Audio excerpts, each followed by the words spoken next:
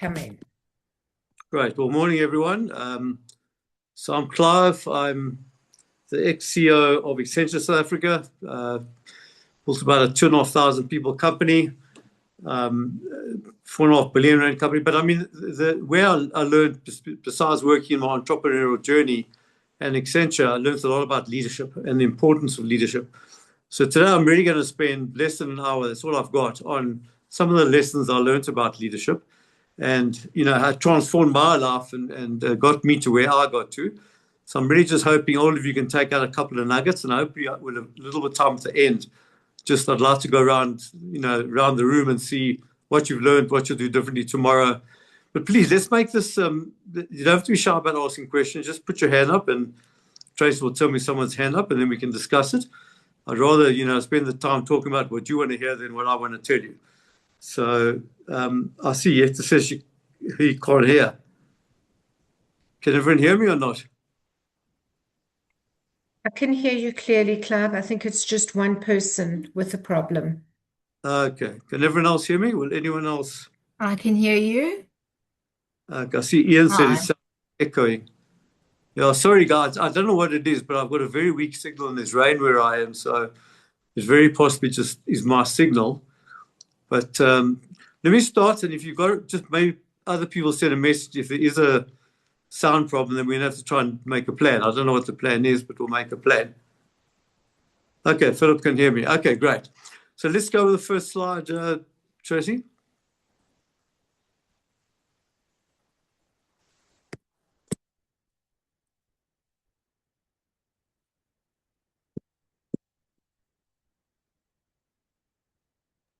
Okay, so what I'm going to try and achieve in the next 45 minutes and like a few minutes for questions, talk about the mindset of a leader. It's not just the skill set, the mindset, the importance of soft skills and emotional intelligence, some key leadership attributes.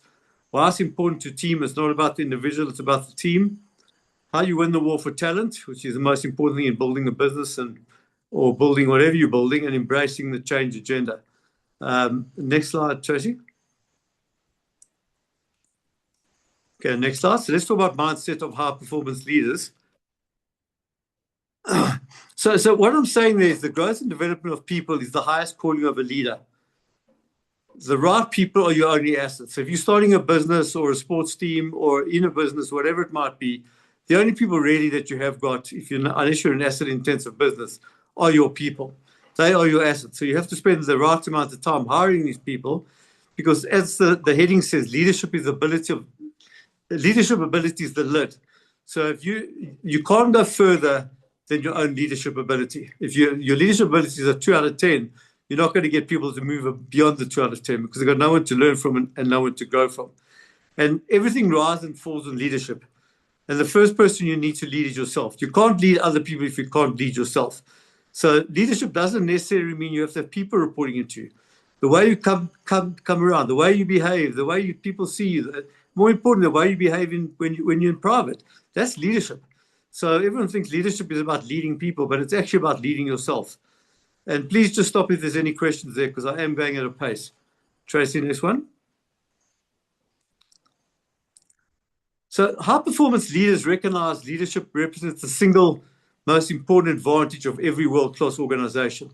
So it really is, if you want to build a world-class organization, you've got to build a world-class team.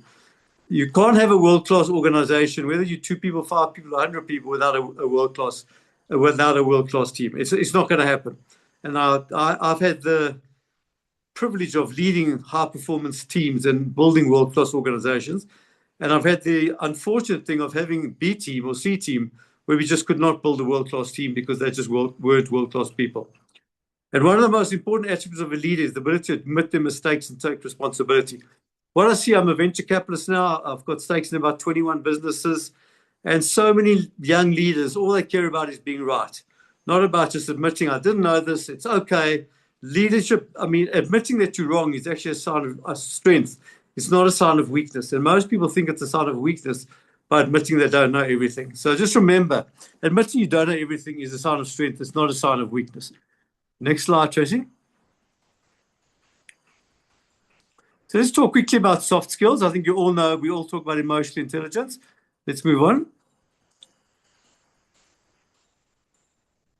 So as you can see, the soft skills have a positive impact on your bottom line. So soft skills are absolutely critical to your bottom line. And there are individuals who have great business and technical skills, but can't develop and inspire and lead people. These people that are technicians, that's fine, you need those skills, but they're not leaders. What makes them leaders is the soft skills. So what Jack Welch says, they are not going to make it to the top if you don't have soft skills. So it really has an impact on the bottom line, the top line, but most importantly on the bottom line. Next slide, Tracy. So leadership is not even a number. It's not only about your IQ, but it's not about your IQ. It's about your EQ. The EQ may be the best predictor of success in life, redefining what it means to be smart. You know, EQ comes into how you are as a parent, how you are in every interaction, how you interact with people. Are you authentic? It's quite interesting. When I was at Accenture, we built, as I said, 2,500 people. And I remember when I was a young leader, I was used to hire based on skills. And EQ doesn't, your IQ gets you hired, but EQ gets you promoted. So just because you've got a high IQ, it doesn't get you to the top of the organization. We had a lot of very, very smart people, very smart, could speak 8 languages, but they weren't leaders. They never had the EQ. They never went beyond a level in the organization because they couldn't lead people and inspire people and set the vision and actually work with people and grow people. So that was the that they achieved. Next slide, Tracy. So that's just quickly the IQ is what's if you look at this, above the C and below the C, the EQ is what you don't see, the IQ is what you do see. And EQ is a more reliable determinant of success and twice as important as IQ and technical skills. When it comes to leadership, it's almost everything. That was Daniel Goleman, who wrote the book about emotional intelligence. Treat everyone like they have a sign around their neck saying, "Make me feel special." So every time you have an interaction with someone, remembering they're watching you, they're watching how you interact, they're listening to what you say. So make them feel special. And if you can do that, they're going to see you as a leader. You're going to separate yourselves from every other person. But it takes the effort, it takes the understanding and the EQ to know that you need to treat people specially, very specially, because that's what's going to differentiate you from the people that you lead. Next slide, Tracy. Please remember, just put your hand up if you've got any questions, comments. So let's talk about the leadership attributes quickly.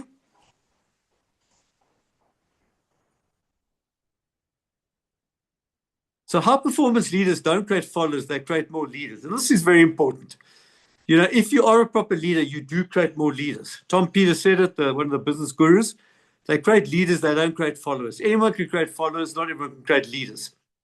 It's quite amazing if I look back at my career when I worked in entrepreneurship or I worked in Accenture. I had phenomenal leaders that I learned from. It was unbelievable. And they developed me into a leader. And I had to thank them. I had 3 leaders, in fact. I had 3 mentors, an entrepreneurship one, a very good leader, and a very good business person who I learned from. And they took me under their wing and they actually taught me about these 3 things, which turned me into who I am today. So anything is possible as long as you don't worry about who gets the credit. Albert Einstein said that, but too many people worry about the credit. I've seen it over and over again. I'll still see it today. Someone does something, they're clearly the person who should get the credit, but the leader at the top wants to take all the credit, not realizing everyone knows they didn't do the job, and all they're doing is actually making a fool of themselves. Giving people recognition for what they've done makes you a leader. You don't have to get the recognition. You're in a leadership position to build other people, to recognize what other people have done, not what you have done. Other people recognize what you have done, not yourself. So this is a very, very important slide, what differentiates high-performance leaders from low-performance leaders. Next slide. So this is about authenticity. The most essential attributes of a leader are integrity and character. Your reputation is everything. Never compromise it. Competence without character is worthless. So you can hire the best skill in the world, but they haven't got the right character. They're going to put their hands in the till. They're going to cheat on their time reports. That's not who you need. Those are the people you get rid of. As soon as you recognize it, you get rid of them. So true leadership starts from within your character. So true leadership is about your character. It's not about your skills. A lot of people have got the right skills, but they don't have the right character. And I come across some of these bad actors every single day. They're bad actors. They're putting their hands in the till. And these are even CEOs of the companies that I work with. They put their hands in the till. They don't show character. And we, unfortunately, just have to get rid of them. We have no choice. But for them to be seen as saying it's okay to put your hand in the till and everyone else knows they're doing it, it's not okay. So we as a board have to say it's not okay and we have to let them go. And that's what we deal with people without character, because attitude is everything. If you've got the wrong attitude and the wrong character, you're never going to make a great leader and you're never going to make a great employee either. Next slide. So leaders are visible. You can't lead by remote control. You've got to be there. There's no substitute for personal visibility. Listen, learn, and lead. If you can't lead from, that's why I don't like these. If you're in a position of leadership, or in a position in an entrepreneur, in a startup, in a corporate environment, I don't like people working remotely too often, because you can't really show your leadership. You need to be present. You need to be there. You need to be visible. You need to show, listen from your people, learn from your people, and lead your people accordingly. And if your actions inspire others to dream more, learn more, do more, and become more, then you're a leader. That's what leadership is about. Is other people looking at you and learning from you. You inspire them. You let them dream more. They learn more. They do more, and become better people. And they become more. And that makes them a leader, and obviously you're a leader as well. Next slide. So I'm going through this at speed, but I'd rather give you guys time at the end to ask questions. So continuous learning is a prerequisite for high-performance leadership. Your curiosity is essential. Whatever you're doing in your life, if you're a Pilates teacher, or you're an actuary, or you're an accountant, or you're a secretary, it doesn't matter. You need to be curious, and your capacity to grow determines your capacity to lead. You need to be reading. You need to be curious. Today, with the internet and AI and everything like that, there's no reason not to know something. You should be learning every single day of your life. You should set aside half an hour to an hour every single day to read. And if you can do that, I do that every day, and I basically finish a book a week. And basically, if you do the math, that's 52 books a year that I finish. That's a lot of books, but it's very important for me to learn and grow. And now with AI, I'm reading about AI. I'm reading about high-performance leaders. I'm reading about the best companies in the world. I'm reading about, ChatGPT or Anthropic, whatever it might be. And that's how I'm continuously building myself as a leader. So live every day like it was your last, and learn every day like you live forever. Mahatma Gandhi. I'm going to repeat that. Live every day like it was your last, and learn every day like you will live forever. I hope you're all going to write that down, or you'll get this deck, but that's a very, very important quote there. And I learned a lot from that quote when I learned it many, many years ago. Tracy? So high-performance leaders are generous, are willing to put the good of the company's interest before their own personal and organizational interest. It's always about someone else, always about growing someone else. It's not about you. Because when you put yourself first, you're never going to be a leader. You're just going to be a follower. You're just going to be another person in the team, because you're not separating yourself as a leader. You might not be popular. Leaders are not there to be popular. They're there to do the right thing for their people. Your team will respect you. They might not like you. It's okay. Leadership is not about being liked. Leadership is about leading other people. Leadership is about having character. Leadership is about showing people the right thing to do, not about being popular. It's got nothing to do with a popularity contest. So never let the profit center, your conflicts get in the way of doing what is right for the customer. People respect what you inspect. So always do what's right for the customer.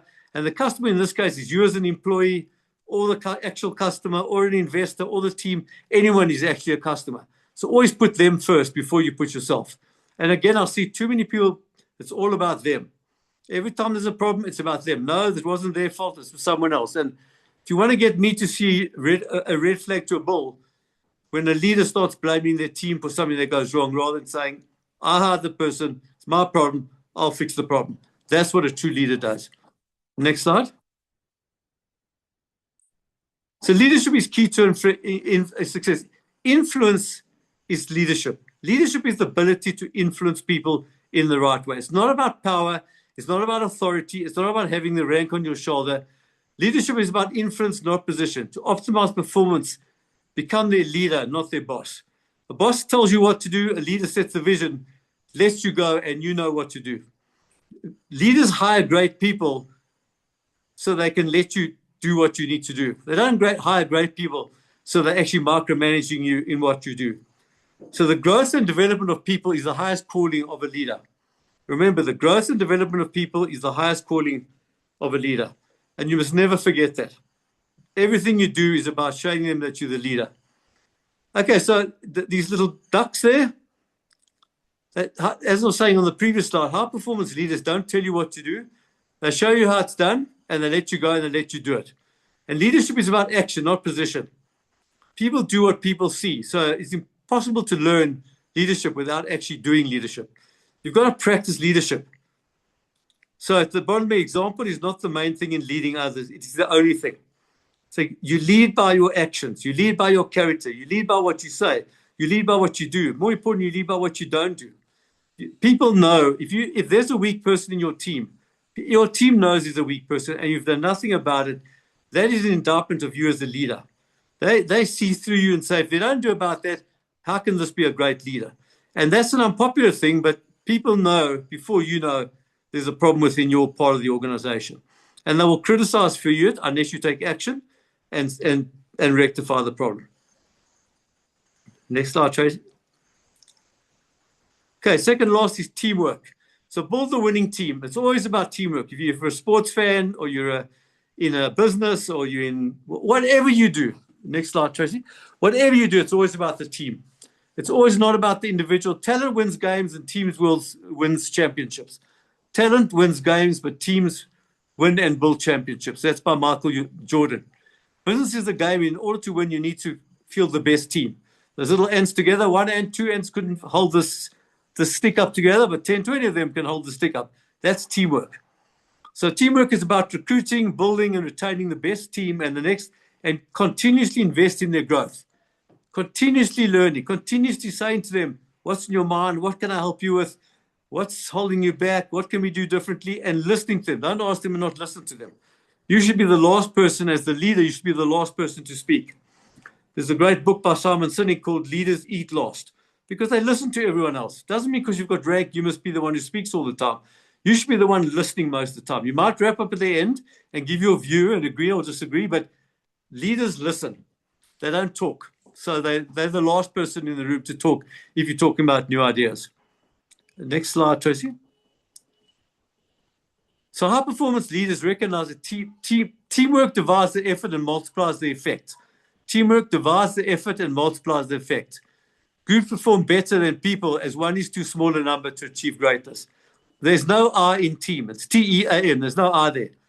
You know, if I look at the companies I've invested in, and based on surveys, I just read a survey of 5,000 entrepreneurs, the single founder was successful about 8% of the time.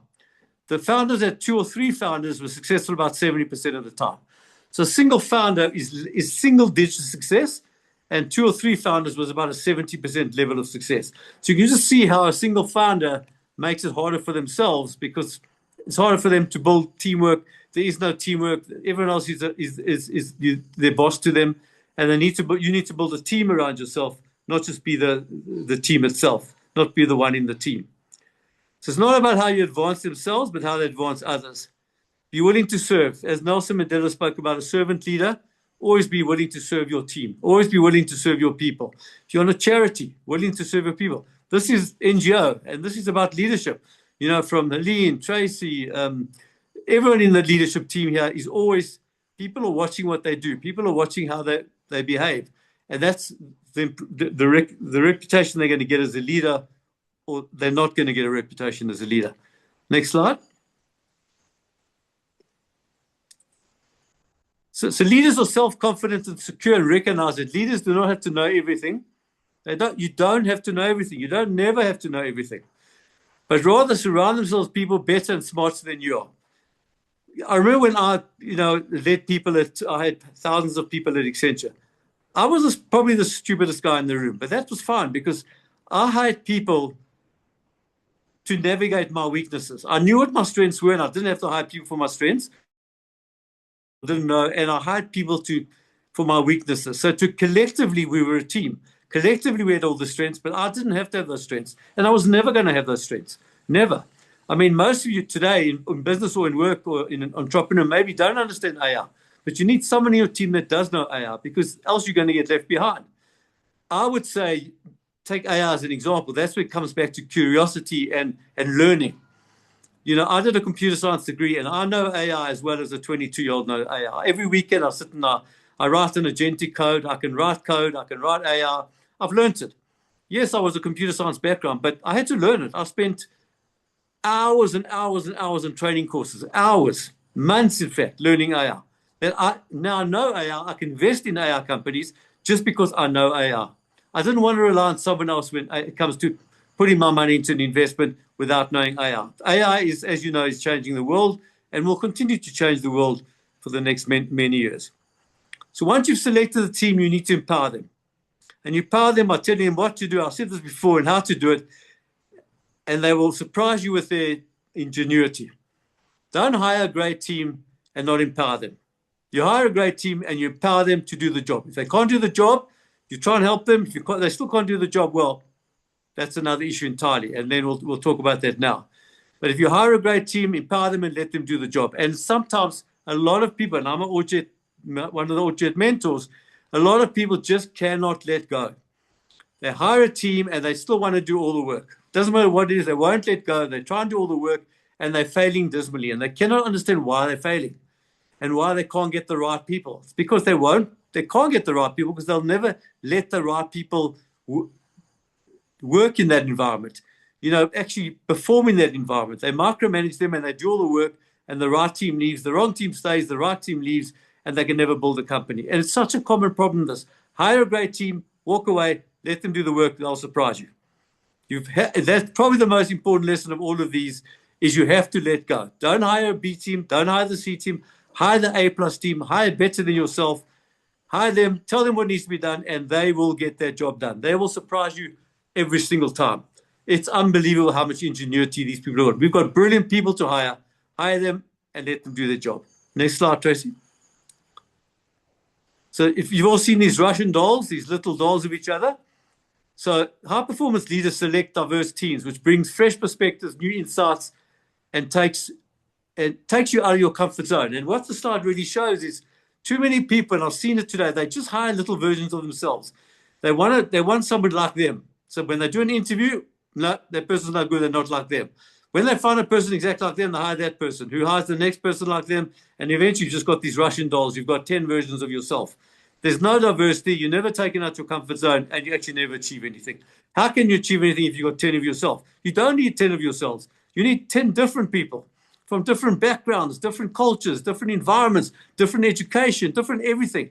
And they'll take you out your comfort zone, and that's fantastic. So I said avoid the Russian doll syndrome, surrounding your people like you, exactly like you, and small. They'll just be smaller than you.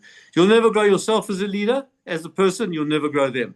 So very important lesson. Next slide. Okay, the last topic is talent management, winning the war for talent. And this is a war, mainly now with AI and all these new technologies. There's an absolute war for talent out there. Next slide, Tracy. Sorry, just give me one sec. Sorry about that. Okay, so people development has to be integrated into everything you do. Every interaction, every conversation, every piece of work. These are opportunities to develop your people. What you won't realize when you're a leader is how people watch what you do. They watch, they listen, they learn, or they unlearn, or mostly they learn and say, well, if you did that and you weren't honest, well, why shouldn't I be that? If you're cheating on your mileage on your time report, well, why shouldn't I do that? They're doing it. They're the leader. So they're watching. You have got to be at your best all the time. It's hard. It's really hard as a leader, but you have to set the scene. You've got to be the leader because they will follow they will learn from you, what you do right and what you do wrong.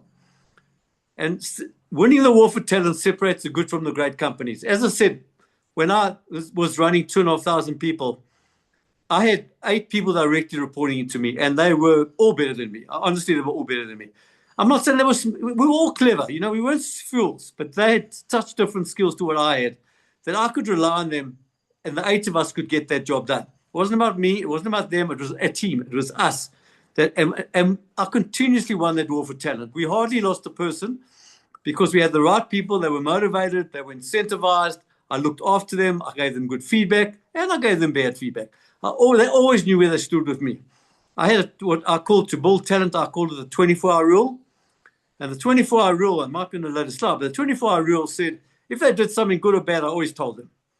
And it told them, obviously, if it's good, it's easy to tell them. If it's bad, it's not that easy. But in the right tone, with the right level of confidence, I always told them, you did something, maybe there's another way of doing it. And making sure they learn from the experience. I always say if you lose, don't lose the lesson. Because everyone loses. We all make mistakes. We fail at something. That's okay. We're normal. We're human. But don't lose the lesson. Because if you lose the lesson, you're just going to do it again. So I lost quite a big deal. Not I, my team, one of my investing companies lost quite a big deal to a hospital chain the other day. It was an unbelievable deal, actually, but we lost it. A week later, the next day I contacted the buyer, the client, and I said, do you mind if I come do what I call the win-loss analysis? So I can find out what we did well, what we didn't do well, how we could have done it differently, what happened that we didn't get the deal. And he was very honest with me. And now I know exactly what we did well, or the team did well, why we lost the deal, and we won't make that same mistake again. Because we got it wrong. Simple. We got it wrong, and that's why we lost the deal. But I don't mind losing the deal. But we've learned from the deal. And I'm guaranteed the team that this happened to will not do it again. And that's the important part. And winning the war for talent separates the good from the great companies. If you want to be great, whether you've got one person, 2 people, or 10 people, it doesn't matter. If you want to be great, you've got to have great people, and you've got to win that war for talent. Next slide, Tracy. So focus on identifying talent and turn it into talent plus. That's what even if you got the A plus people, make them A plus plus people. So your success factors in anything in life are people, people, and people. And you know this with your children. You'll know this with your family. It's all about people. So to select the wrong person for a job is a common mistake. Not to remove them is a fatal weakness. We all make mistakes. But when you know you've made a mistake and they're the wrong person, for their sake, for the team's sake, for your sake, for your customer's sake, you've got to remove them from that team. You have to. And maybe you have to remove them from the company. That's how important it is. If you've made a mistake, it's okay, but you can't live with a mistake. You have to give them an opportunity. I'm not just saying remove them. Give them an opportunity. Let them know what they're doing wrong. Let them know how they can improve. If they don't improve, you unfortunately have to take them out of that team because they will destroy that team. They will destroy it from within. There's one rotten apple, all those apples become rotten. You cannot do that. So don't ever allow that. Thanks, Doran, for the feedback. Next slide. I think that was the last slide. Sorry, not last slide. So focus on recruiting talent. Okay, attract the right people using. Hiring good people is hard. Hiring great people is brutally hard. Avoid the Russian doll syndrome. So I've spoken about that before. Avoid mediocrity and hire the best. Something that Jack Welch from GE, he spoke about the 2 R's and the 4 E's. Energy, energized, he calls it integrity, and then, but he also speaks about if you don't have that integrity, intellect, energy, energize, edge, and execution. So they have to have integrity. They have to be smart. They need energy, energize, edge, and execution. If they've got that, if they're lacking that first R, which is integrity, they can be A plus intellect, energy, energize, edge, and execution. You cannot hire them. You cannot hire someone that does not have integrity. So of all those things there, you could maybe teach them some of the others, but if they haven't got that first R, which is integrity, don't hire them.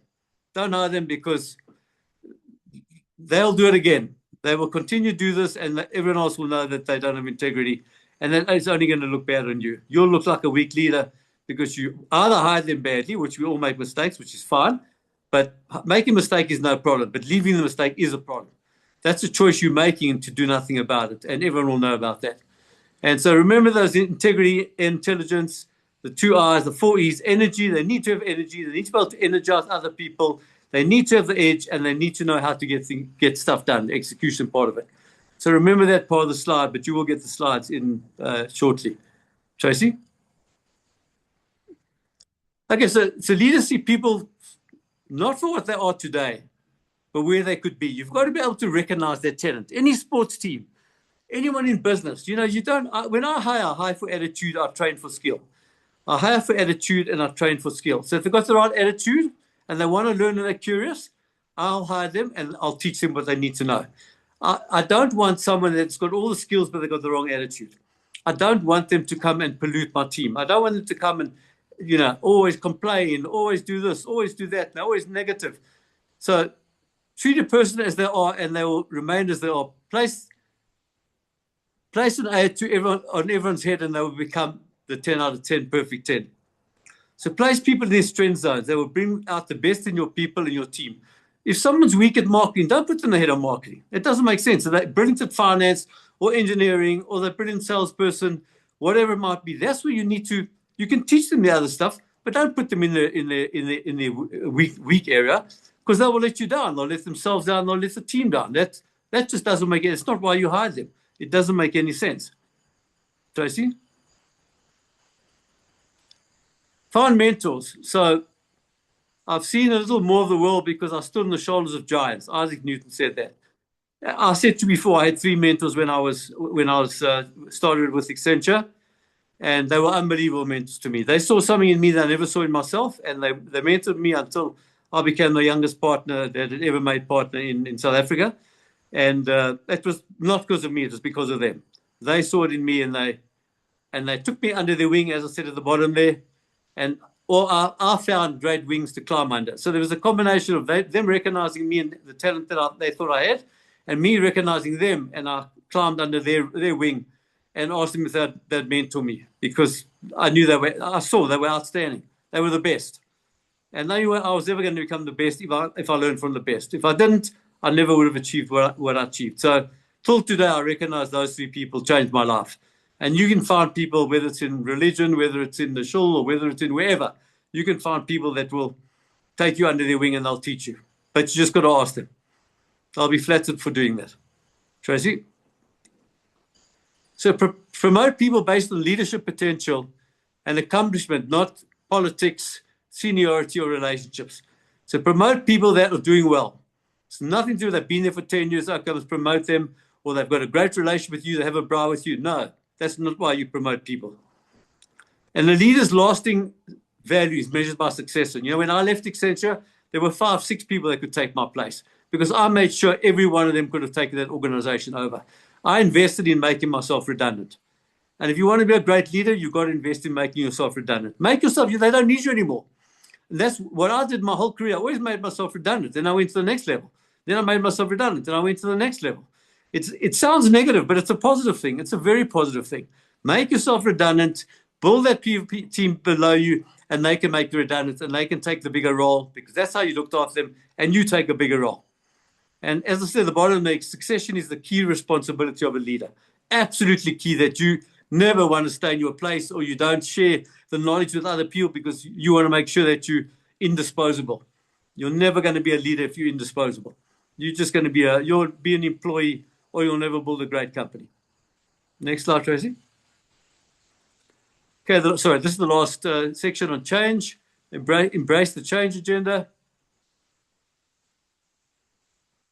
Tracy. So high-performance leaders have the courage to share the reality of change in the face. Mainly today, AI is making people and companies redundant. But if you know AI, you'll never become redundant. People with AI skills will replace people without AI skills. And this slide wasn't built around AI, but it's absolutely a good example how AI is changing the world. And you have to change with the world with it. You can fight it, go on and fight it, or you can actually accept that he's going to change the world, be part of it, or understand you're going to become a victim. But you're the victim of yourself. You're not a victim of AI. And the speed of change like it is now has a far greater impact on leadership. So this slide is the sweets. High-performance leadership have the courage to provide honest and candid feedback. It's not easy to provide candid feedback. Just find a way of doing it right. Find a way that people don't feel that you're being bullied. You can tell some people something wrong, that they're not doing something right in the right way. You can say, let's look at your strengths. Let's look at the areas of development, not your weaknesses, maybe the areas of development. They know they've got areas of development. You know they've got areas of development. But if you tell them in the wrong way, they're going to get defensive and you're going to have a horrible conversation. So it's not what you say. Remembering that to your people, it's how you say it.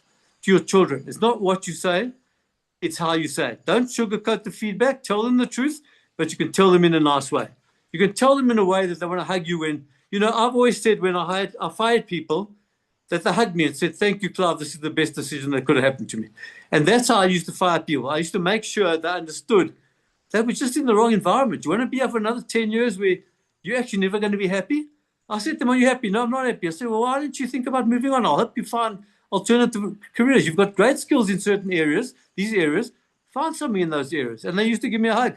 That's when you know you've had a great exit interviews, when they give you a hug.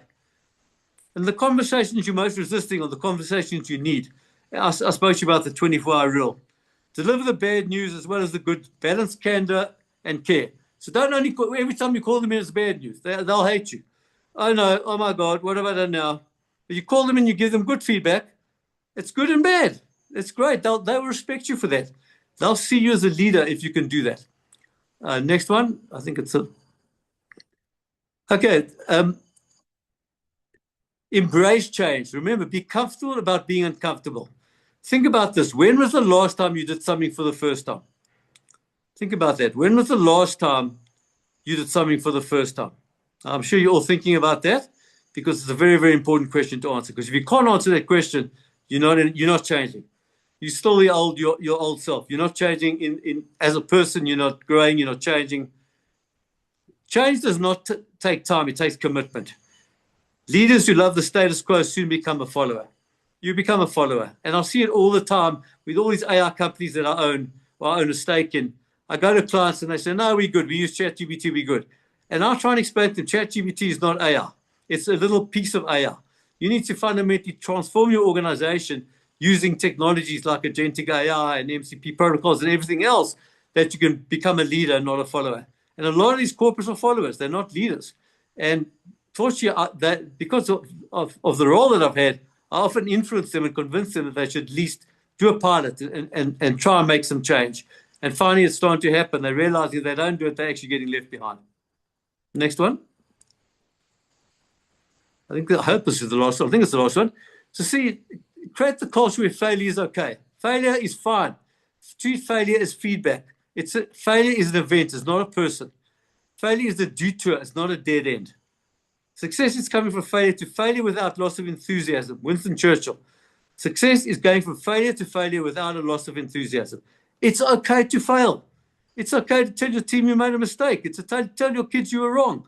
To tell your spouse you were wrong. It's okay. It's a bit, rather than get defensive and fight it and you were right and you could never be wrong. I've worked with people like that and it drains my energy. It absolutely drains my energy when they just cannot admit and they will not learn because they're not coachable. You've got to be coachable. So only way you're going to learn and become better is you accept change and become coachable. Next, Tracy. Okay, so the ultimate test of a leader is to create positive change, take risks, be bold, not reckless. So if you want to grow, you've always got to get out your comfort zone. Change is inevitable. Growth is optional. You can choose to grow, but change is going to happen, like it's happening now. But you can choose whether you want to be part of it or you don't. Next, Tracy. Okay, so just to summarize, high performance leadership, you can read that slide there. This is what it's all about. But we've got about 15 minutes to go. I'd like about 5 minutes before that. Are there any questions? I mean, anything. There's no stupid questions. And maybe let's